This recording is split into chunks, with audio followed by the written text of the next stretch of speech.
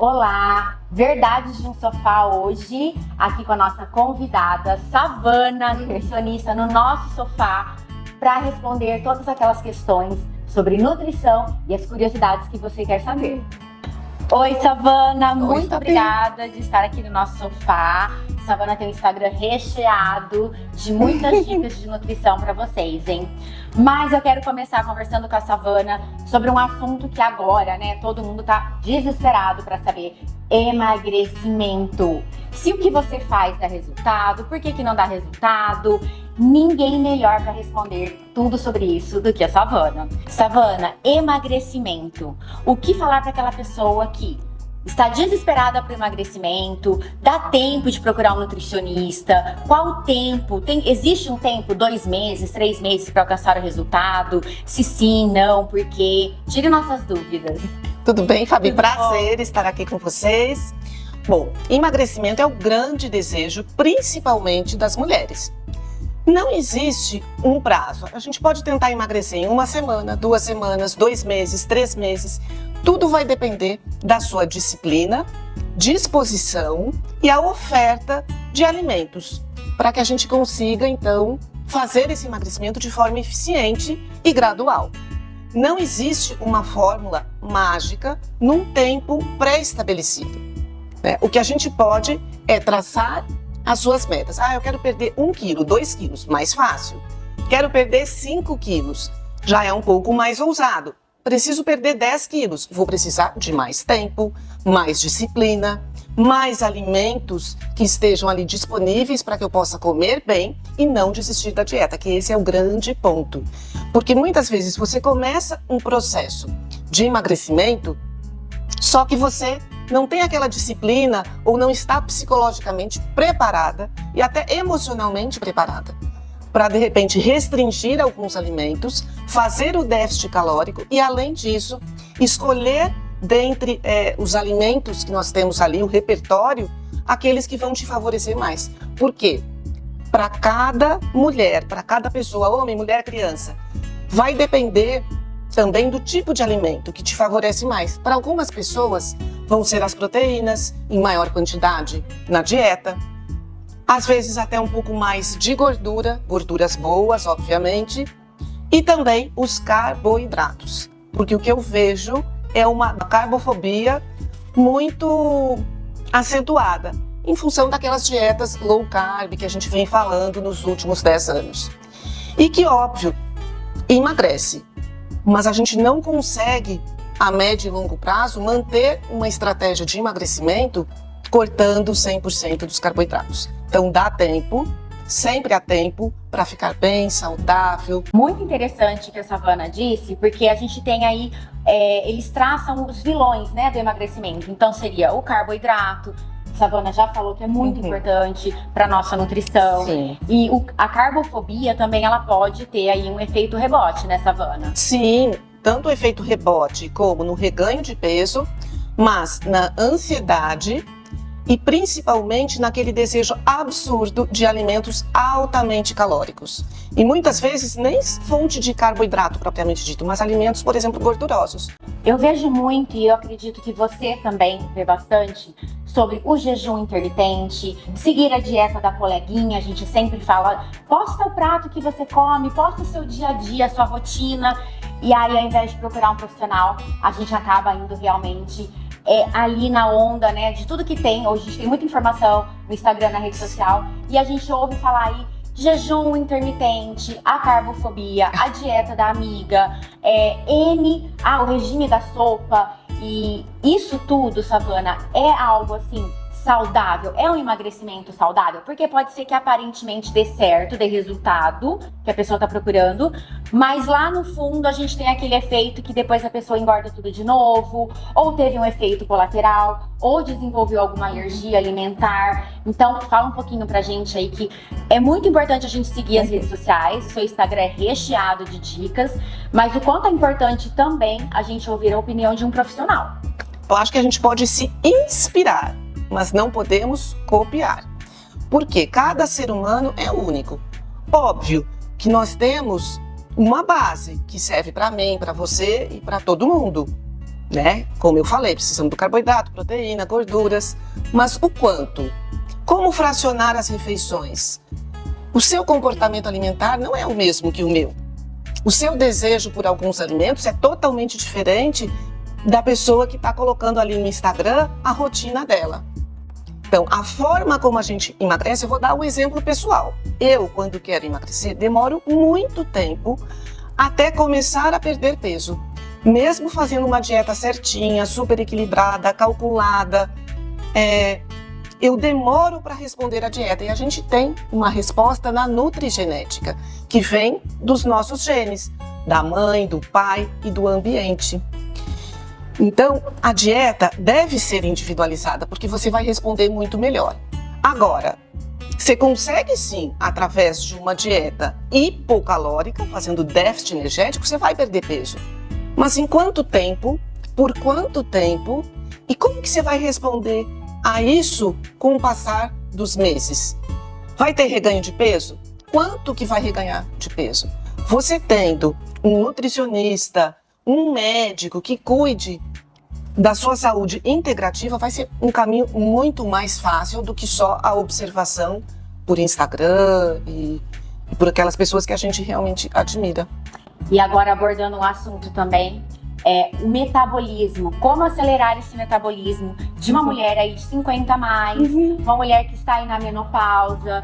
Como que deve ser essa orientação nutricional, o emagrecimento, que fica mais difícil, né, Savana? Você pega aí essa faixa etária, entra na menopausa, fica tudo mais difícil, entra uma compulsão aí por doce, ou às vezes até uma compulsão por salgado. O que você orienta nessa fase?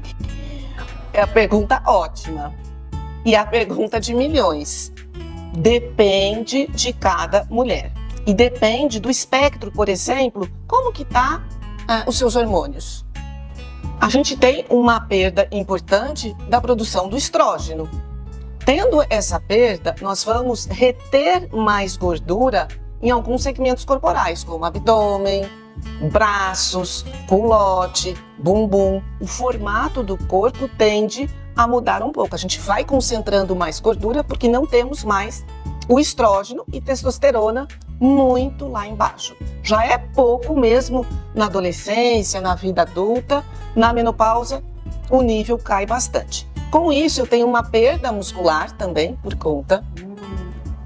Se eu tenho uma perda muscular, eu diminuo o nosso metabolismo. Diminuindo o metabolismo, eu não consigo acelerar nenhum processo. E ao concentrar mais gordura, eu preciso de estratégias muito específicas e utilizando micronutrientes. E já entrando aí com a suplementação que eu falo que é praticamente obrigatória nesse momento. Porque são suplementos que eu não consigo via alimento. Mas tem como a gente otimizar o emagrecimento e sim ter sucesso. Precisa ser muito bem prescrito para aquela mulher com aquele determinado tipo de hormônios que ela está precisando. E aí a gente vai trazer essa estratégia com mais proteínas de boa qualidade, mais frutas, trazendo um pouco mais de frutas vermelhas, porque eu quero melhorar também a função antioxidante, que mais do que nunca a gente precisa que essa mulher não envelheça tão rápido. E agora é o tratamento que talvez vocês não queiram ouvir. Muito exercício e musculação. E aí a gente vai conseguir sim aumentar o metabolismo com mais proteína, os carboidratos certos, ingerindo as gorduras, e tudo isso nos lembra da dieta mediterrânea, né? Muito azeite de oliva, oleaginosas, as brássicas, que é couve-flor, brócolis, repolho, e pelo menos, falando em quantidade, 400 gramas dia. E isso é importante. O prato da mulher a partir dos 50 anos deve ser composto por metade de vegetais, que pode ser cru, pode ser grelhado, pode ser assado.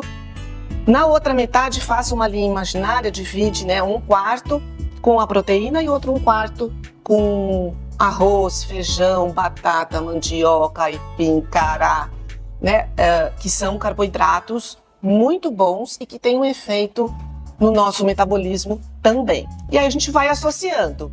Colocar ali uma fibra, se você tem o intestino mais preso, essa mulher tende a prender mais o intestino, e aí a gente já tem uma conexão intestino-cérebro. E eu tenho certeza que com suplementação certa, comendo o seu pratinho bonitinho, fazendo suas exceções na hora que tem que ser, vai ficar perfeito e vai emagrecer. E agora, aquela questão muito polêmica, ou não é tão polêmica, mas todo mundo acaba sofrendo com essa questão, né? Como lidar, Savana, com aquela vontade de comer doce durante a dieta? Esse é o calcanhar de Aquiles, né? Eu até tava brincando aqui, disse assim, é só comer o doce. Brincadeira à parte, a gente tem algumas estratégias. Uma delas, vocês podem até rir, é a fruta. Mas é uma ótima opção você escolher uma fruta que você ame e adicionar. Gosto muito de colocar canela, porque a canela diminui a vontade do doce.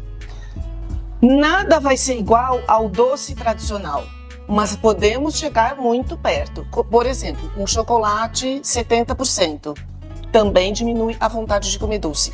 Saborear esse alimento. Por quê? Uma coisa importante, Fabi. Quando você coloca o alimento na boca, você está sentindo o sabor na boca, nessa estrutura da língua. Quando passa para baixo, nós não temos mais sensibilidade ao sabor. Então não engula rápido. Fique com aquele chocolate como se fosse uma balinha. Porque nós temos um tempo da saciedade. Entre fome e saciedade a gente tem em torno de 15, 20 minutos. Então é importante que fique com esse alimento o mais tempo possível na boca. Essa é a melhor estratégia. E alguns doces, inclusive no meu Instagram, tem muita receita que você pode estar fazendo e que vai te ajudar muito nesse processo de terminar com essa vontade. Boa dica. E saborear, então, esse pedacinho de doce. Porque na hora que você engole, acabou. Não tem mais sabor. Então... Ótima dica. E agora, uma pergunta que não quer calar. O doce, zero açúcar, zero lactose, zero glúten, que agora virou assim, do momento, né? O que você tá comendo? Eu tô comendo um doce, mas ele é zero tudo.